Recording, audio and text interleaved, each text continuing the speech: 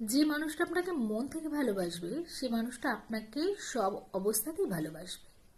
সে আপনি টেরা হন, কালো হন, খোঁড়া হন, বোবা হন, টাকলা হন না কেন, আপনাকে সে সব অবস্থায় ভালোবাসবে।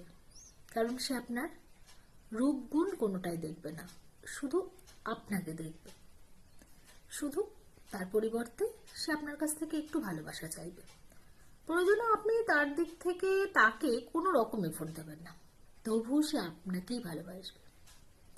আর যে আপনাকে ভালোবাসবে না, তাকে যদি আপনি আপনার এই চোখ দুটো তুলে দিয়ে বলেন না যে নাও আমার চোখে তুমি পৃথিবী দেখো, তবু সে বলবে তোমার চোখে বড্ড পাওয়ার বেশি, না হলে তুমি ব্যাকা দেখো, না হলে তুমি দেখতে পারো না, না হলে তুমি চাঁদকে সূর্য দেখো, সূর্যকে চাঁদ দেখো।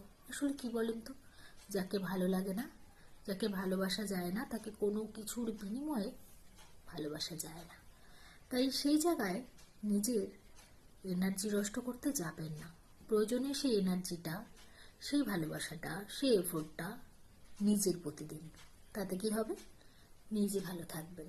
তাই কারোর কথা ভাবার আগে নিজের কথা সবার আগে।